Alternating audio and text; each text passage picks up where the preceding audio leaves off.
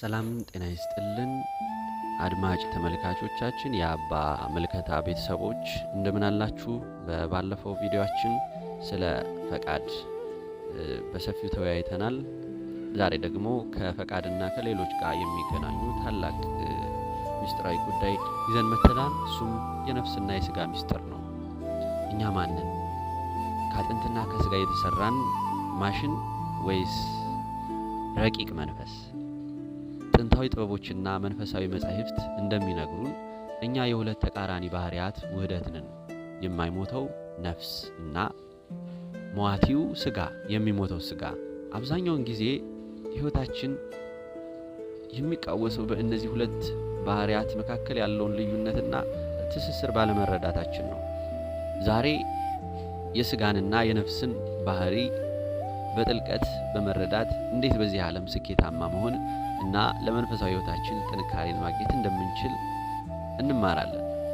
ይህ የነፍስና የሥጋ ጉዳይ ከፈቃድ ጋር፣ ከፍቅር ጋር፣ ከሰላም ጋር፣ ከእምነት ጋር የተገናኘ ነው። ስለዚህ ዛሬ ስለ ነፍስና ሥጋ ምስጢራዊ ትስስር እናያለን። ሥጋ የዚህ ቁሳዊ ዓለም አካል ነው። መሬታዊ ባህሪ አለው። ባህሪያቱ ስሜታዊ ነው። ይራባል፣ ይጠማል፣ ይደክማል። ቁሳዊ ነገርን ይፈልጋል። ሀብት፣ ስልጣን፣ ክብርና ጊዜያዊ ነገር። የስኬት ሚናው ደግሞ የዚህን ዓለም ስኬት ለማግኘት ሥጋን መግራትና መጠቀም አለብን። ሥጋን ካልገራ ነው በዚህ ዓለም የምናገኘውን ስኬት ከንቱ ያደርግብናል። ሥጋን በጤናማ ምግብና በስፖርት በመንከባከብ ለሥራና ለፈጠራ የሚያስፈልገውን ኃይል ወይም ደግሞ ኤነርጂ እናገኛለን። እንዲያገኝ ማድረግ ይቻላል። የሥጋን ጊዜያዊ ፍላጎቶች ለምሳሌ ከመጠን በላይ መተኛት፣ መብላት በመግራት ወደ ተሻለ ግብ ለመድረስ የሚያስፈልገውን ጽናት ማበርታት ማድረስ እንችላለን፣ እናዳብራለን።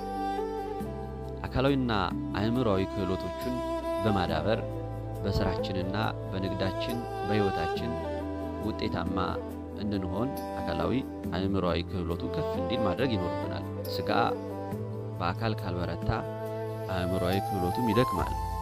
አእምሮአዊ አስተሳሰብ፣ ትምህርት፣ አስተውሎት ካልመገብነው መንፈሳዊ ጉዳዮችን እንዲረዳ ካላደረግነው በፈለገው በስሜት ተገዝቶ ወደ ጥፋት ሊወስደን ይችላል።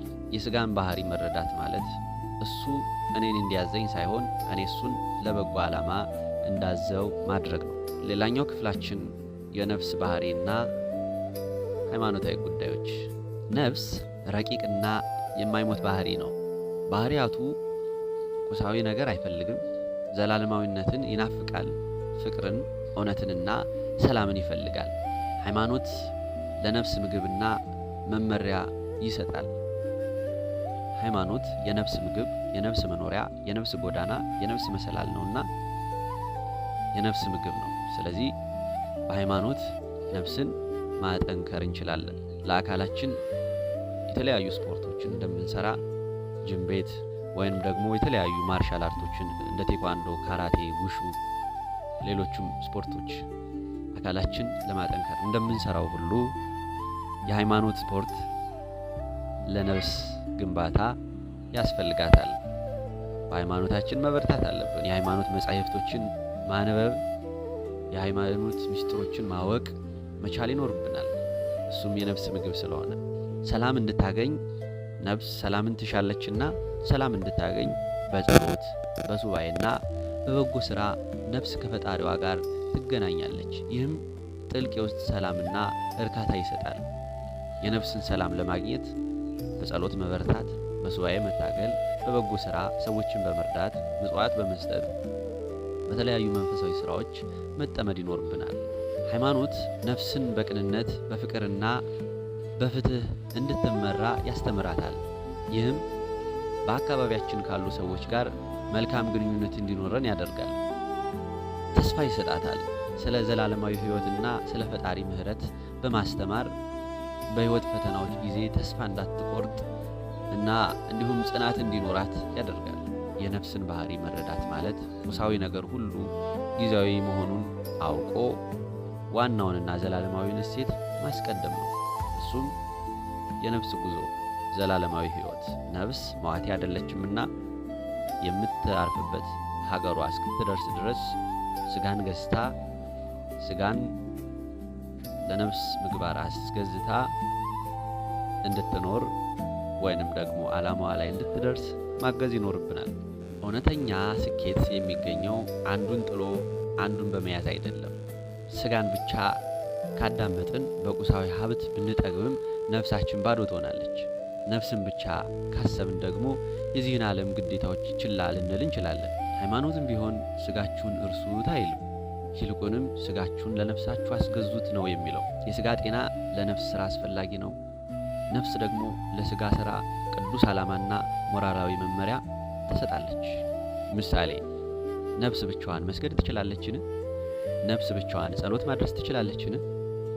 አትችልም። ስለዚህ ስጋን ለነፍስ ማስገዛት፣ ስጋ እንዲኖር የስጋን ስሜት ማዳመጥ፣ ስጋ ነፍስን እንዳያሸንፍ ስጋን ነፍስ እንድታሸንፍ ማስገዛት።